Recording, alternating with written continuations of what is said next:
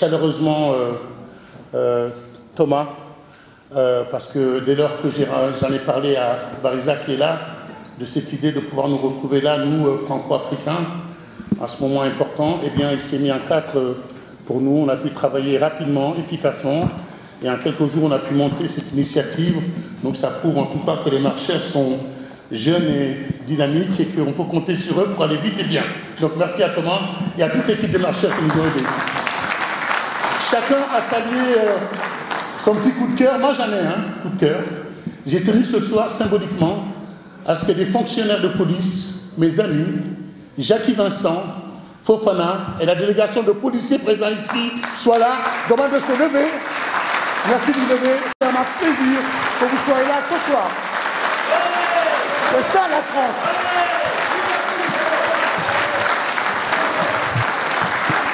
C'est ça la France. Qui explique un policier que nous défendait et qui est mort il y a quelques jours par le leader frontiste, le patriarche, que c'était une réunion d'homosexuels. Honte sur lui. J'ai tenu également à ce que dans cette salle, on puisse retrouver finalement le parcours d'une vie. Il y a ici une génération avec laquelle il y a 30 ans, nous avons pris en Paris. C'était avec Nasser, c'était avec Farid, Mohamed, Fatima.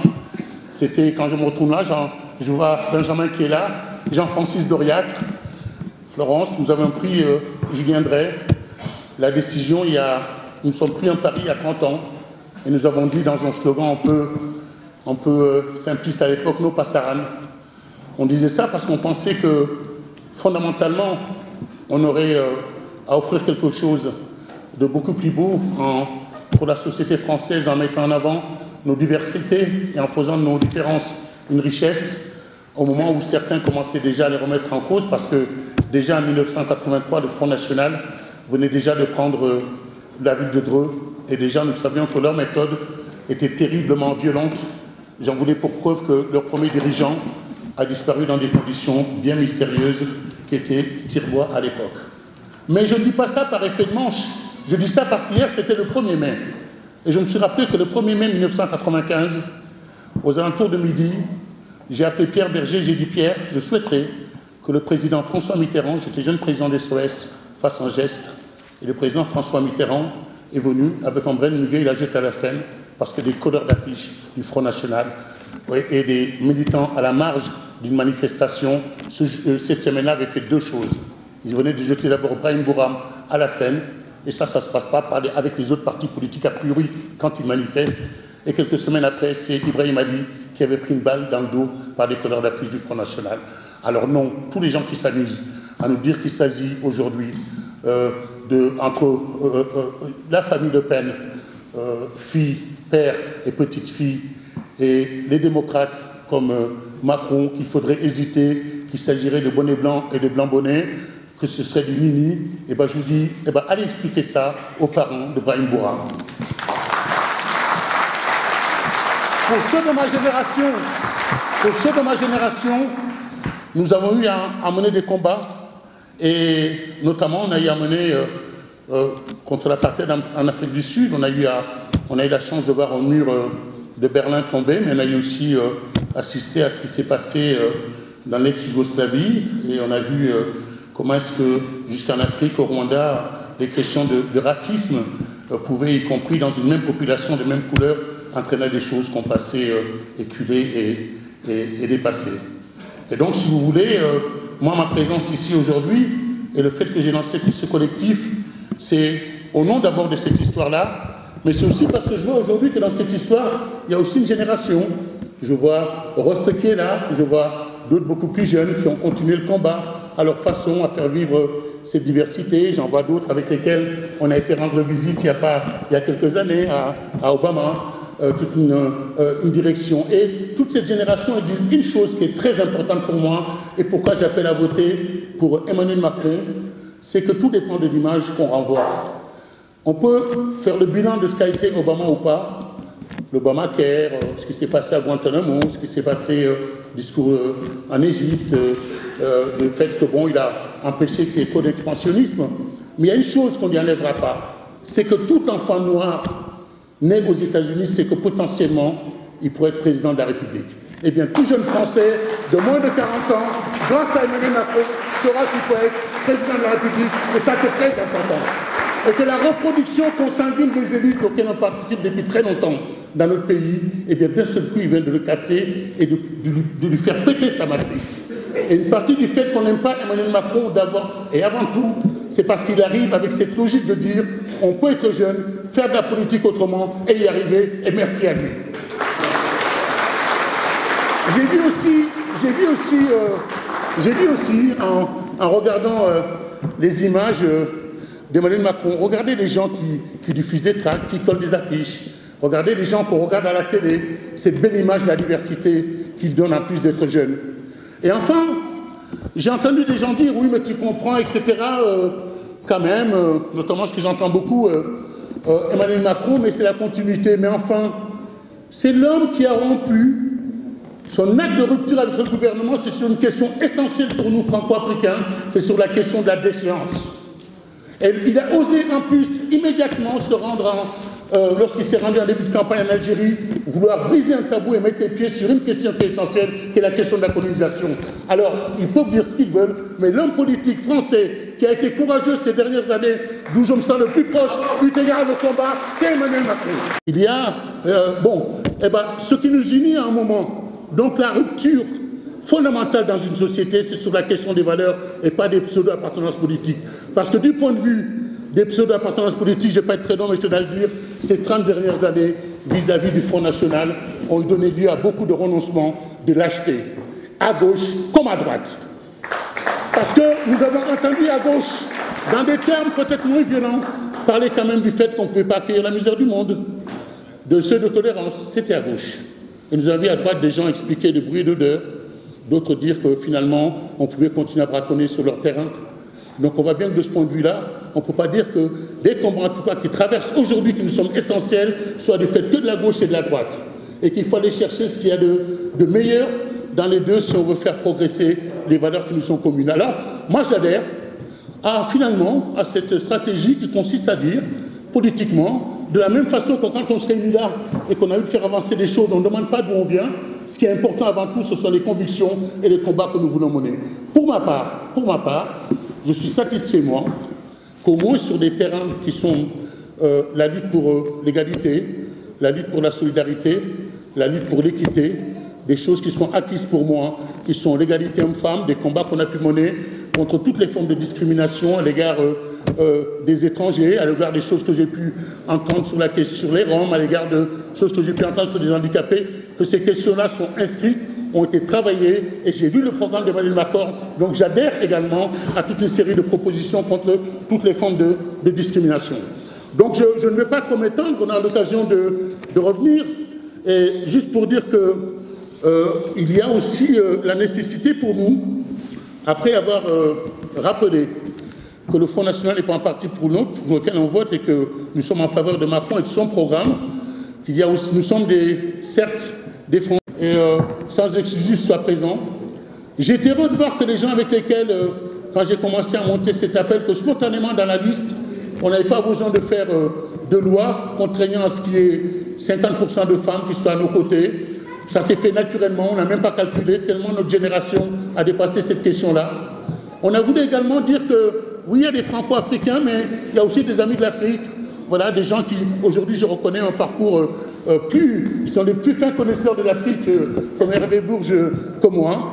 Et bien évidemment, je pense que c'est ça qui fait toute la force de cet appel, de cette relation particulière que nous avons aussi avec ce continent. Et là, je me tourne, et ce sera mes questions à moi, aux représentants d'En Marche, pour vous dire qu'il y a 3 questions fondamentales pour moi sur lesquelles je voudrais ce soir qu'on essaie d'apporter des réponses. La première, on peut reprocher beaucoup de choses à François Hollande, mais on ne peut pas lui reprocher d'être allé contre les djihadistes au Mali. Parce que vous imaginez aujourd'hui, si on s'était retrouvé dans une situation où le Mali aurait été en main des djihadistes, il faut que ça aurait entraîné et surtout comme bouleversement par rapport à toute la sous-région. Donc la première question, c'est est-ce que le candidat va intensifier et travailler vis-à-vis de nous, Africains, sur les questions de sécurité, monsieur l'ambassadeur. La deuxième question, pour moi, qui est importante, c'est qu'aujourd'hui, on parle beaucoup de la question des échanges des flux humains, de personnes. Quid de la politique à l'égard notamment des réfugiés, des flux réguliers et irréguliers avec les immigrés, mais qu'est-ce qu'on fait comme politique en faveur des visas pour les étudiants, pour les chercheurs et pour les entrepreneurs? Ça me paraît aussi extrêmement important qu'on arrête cette politique anxiogène imposée par le Front National, qui est qu'on ne peut plus parler d'immigration dans des termes positifs, de flux dans des choses, dans des conditions, du point de vue positif, sinon que par des termes qu'elle a inventés qui n'existent pas. Immigrationnisme s'est imposé, vous tapez, ça n'existe pas, il y a ségrégationnisme, il y en a bien d'autres, mais pas immigrationnisme. Bon, donc il s'agit pour nous de voir comment est-ce qu'on peut inverser ça dans les têtes et qu'on puisse parler de flux migratoires sans que tout ça ne donne lieu à toutes les dérives, parce qu'un climat anxiogène nous a été imposé. Et enfin, la question de la francophonie. Voilà, je pense qu'on n'en parle pas assez. Et là, je pense au grand frère, au tonton, comme on l'appelle tous affectueusement, à l'ambassadeur Lopez, en disant que cette question-là, c'est quand même quelque chose qui nous unit avec l'Afrique. Et que là aussi, et d'ailleurs, dans les propositions d'Emmanuel Macron, j'ai entendu dire qu'il voulait faire une sorte d'Erasmus, voilà, un peu européen sur le continent, et ça aussi, ça me paraît extrêmement important. Voilà, moi, j'ai envie de finir par deux citations que j'ai souvent citées dans les meetings quand j'étais président des SOS Racisme, et que je continue. Vous savez, c'est ce pasteur qui disait à la fin de la Seconde Guerre mondiale, ils sont venus chercher mon voisin qui était communiste, j'étais pas communiste, j'ai rien dit. Ils sont venus chercher mon voisin qui était franc-maçon, j'étais pas franc-maçon, j'ai rien dit. Ils sont venus chercher mon voisin qui était juif, j'étais pas juif, j'ai rien dit. Quand ils sont venus le chercher, il n'y avait plus personne pour me défendre. Je souhaiterais qu'on ne puissions jamais pouvoir dire cela, ni le penser à cause du Front National. Et enfin, à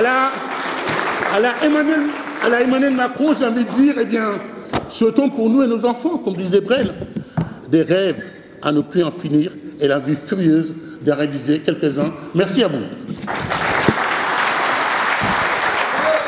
De venir rien que pour ce meeting et faire de la diaspora une et indivisible.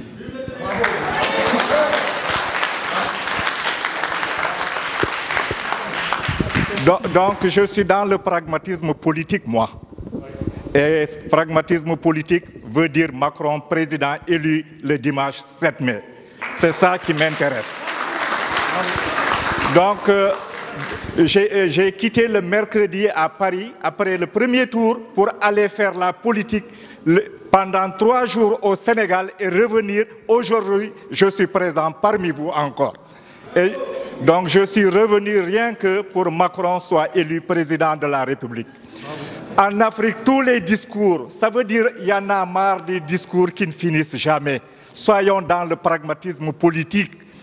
Il y a une inquiétude, moi, aujourd'hui, quand je prends les deux suivants du président Emmanuel Macron, qui font 19%, plus de 20%, au moment où ils étaient des présumés, ayant des dossiers judiciaires, la morale pose problème aujourd'hui en France. Parce que supporter des personnes qui sont présumées victimes d'une procédure judiciaire et que cette population atteigne un certain pourcentage, cumuler les deux qui suivent, presque 30 et quelques 40%, ça fait un débat. Parce qu'en France, l'instruction civique, l'éducation civique était une réalité. Je pense qu'il y a à méditer aujourd'hui dans cet aspect et sur cette voie. Pour terminer, je dis que Marine Le Pen, à l'image de son nom, c'est Marine la perdante. Emmanuel Macron, c'est Emmanuel l'excellent. Donc, il n'y a même pas photo. Je tiens à remercier tout le monde. Fodé, je te remercie. Quand on aime trop une personne, on l'oublie très souvent. Parce qu'aujourd'hui, franchement, je ne peux pas être là, ne pas remercier toute la diaspora qui est ici présente. Parce que j'ai fait Marseille, Lille, Lyon, Nice, jusqu'en Belgique, en 21 jours, rien qu'avec des voix, même la Guinée-Bissau est ici présente. Donc c'est pour vous montrer que nous sommes dans une dynamique. Donc vous avez eu à le dire, il y avait eu beaucoup d'indécis, madame a eu à le préciser. Partout où j'allais, il y avait le cas des indécis. Et même depuis le Sénégal, on me parlait de Mélenchon. Donc je pense que le problème de la diaspora, ne perdons pas de temps, parce que 4 millions de musulmans, les insulter avec tout ce qu'ils veulent, au moment où l'Arabie Saoudite épongeait la dette de la France, pourquoi cet argent n'a pas été refusé? Je vous remercie. On peut l'applaudir très fort parce que c'est vrai, il vient de Dakar. Allez, on commence.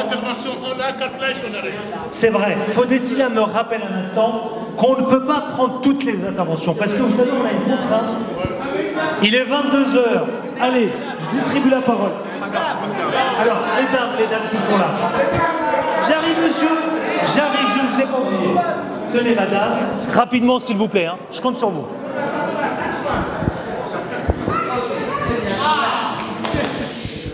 Donc, je vais aller très vite. Je pense que si on est ici, c'est aussi beaucoup parce qu'on est convaincus. De réunir les Franco-Africains, parce qu'il n'y a pas de doute pour moi.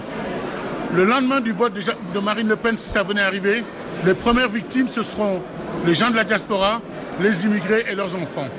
Donc pour moi, ce n'est pas uniquement être là pour dire je suis dans une situation politique où je me pose des questions, le nini et...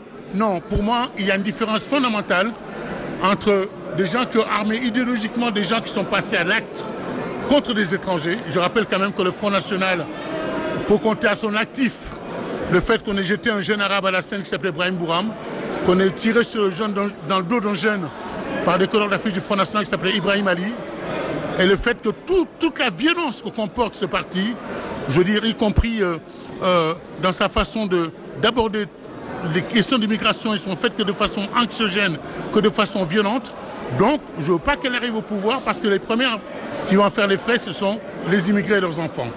Et ensuite, je trouve que Emmanuel Macron, pour le coup, nous offre une autre, comme disait tout à l'heure notre ami qui représente la diaspora de En Marche sénégalaise. Il avait tellement raison. Je trouve que voilà, il voulait un président, un futur président qui est jeune, qui a moins de 40 ans. Donc c'est une façon de dire à beaucoup de gens, la politique n'est pas réservée qu'à une élite, qui s'est distingué en quittant le gouvernement sur le fait qu'il était opposé à la déchéance de la nationalité. Donc il rejoint de ce point de vue-là les combats qui ont toujours été les miens. Le fait également qu'en Algérie, il n'a pas mis sa langue dans la poche sur la colonisation. Donc voilà, donc à bien des égards, non seulement il faut appeler à faire barrage au Front National, parce que c'est un parti dangereux, violent, antidémocratique, anti-européen, populiste et raciste, mais il faut voter en faveur de Emmanuel Macron, parce que c'est un président qui, sur des sujets par exemple qui nous intéressent, sur les questions africaines, il propose demain de remettre la francophonie à l'œuvre. Il propose demain de faire qu'on crée une sorte de Erasmus africain, faciliter la venue des chercheurs et des étudiants étrangers en France. Et il propose de créer un conseil de la présidence aux questions africaines où les gens de la diaspora nous seront associés. Donc voilà, donc maintenant, on va regarder tout ça. On va d'abord battre Marine Le Pen. Je suis tout rassuré pour dimanche, la victoire de Emmanuel Macron, président. Et tout ce qu'il a eu à dire par rapport à la diaspora, c'est une réalité. On ne peut pas redire beaucoup de choses là-dessus. Il faut faire un front antinational de Marine Le Pen le dimanche et montrer qu'elle ne pèse pas sur l'échiquier national et international. Et nous appelons tout le monde, toute la diaspora. Il a raison, parce que imaginez ce que va être le premier voyage de Marine Le Pen aux Antilles ou en Afrique. Elle ne pourra même pas exercer son poste de président. Voilà. Nous, on ne va pas la laisser venir à Dakar parader. On va descendre dans la rue. Bon, donc c'est pas sérieux. Tout est résumé par rapport à mon frère. Et pour moi, aujourd'hui, c'est plutôt un vote massif de toute la diaspora. Il faut faire un front national et international contre Marine Le Pen et que dimanche, Emmanuel Macron sorte des unes vainqueur de la République, vainqueur président. Et on est là, il faut compter sur la diaspora. Et la diaspora, surtout du Sénégal, nous allons gagner. Moi, je m'appelle Boubacar Sabali, je suis franco-sénégalais. Et aujourd'hui, c'était le meeting, effectivement, des binationaux, des gens de la diaspora, qui sont français et qui soutiennent, effectivement, tout sauf Marine Le Pen. Donc, nous ne souhaitons pas voir arriver quelqu'un d'extrémiste dans le sillage de la politique française. Et c'est dangereux pour nous, c'est dangereux pour nos enfants. Donc c'est pour ça que nous étions ici pour soutenir Emmanuel Macron. Moi, j'ai voté pour lui et je suis président d'un bureau de vote. Je suis élu également en France. Et on se bat justement pour que la République ait le dessus par rapport à des nationalistes comme la famille Le Pen. Voilà. Hein? Man Boubacar Sabali l'a tout dit. Donc, Fila Fallo en France. Je suis élu dans une ville de banlieue à Argenteuil. Donc, nous pour soutenir Emmanuel Macron. Parce que nous ragal Le Pen, nous cette famille, j'ai le pouvoir en France. Ça peut être dangereux pour nos enfants, ça peut être dangereux pour nous, les immigrés, nous, la diaspora. Il est normal que la diaspora s'engage. Parce qu'on a vraiment un choix entre des valeurs qui sont très hostiles à la diaspora, très hostiles aux Africains, installés en France, assez hostiles à l'Afrique. Elle regarde encore cette tradition nationaliste du Front National, qu'elle regarde encore comme une terre où la colonisation était légitime, avec un regret de la colonisation. Donc c'est la moindre des choses que quand on a un candidat qui incarne une tradition à la fois social-démocrate et centriste, chrétienne-démocrate, d'ouverture et de respect des libertés fondamentales et des droits humains, c'est quand même très important de s'engager, parce que nous sommes en première ligne. Nous serions parmi les premiers visés. Mais en même temps, il faut comprendre pourquoi beaucoup de gens veulent s'abstenir. Et je crois qu'il faut beaucoup expliquer dans les jours qui viennent. On peut s'abstenir parce que c'est vrai que si on a voté pour Mélenchon, on a un espoir et que cet espoir n'est pas incarné complètement par Emmanuel Macron. Donc il faut prouver que c'est beaucoup mieux que le vote Le Pen et beaucoup mieux que l'abstention et qu'il y a beaucoup de valeurs communes en réalité, mais ça demande de prendre au sérieux les gens qui veulent s'abstenir. Il faut qu'on ait le moins d'abstention possible par la conviction.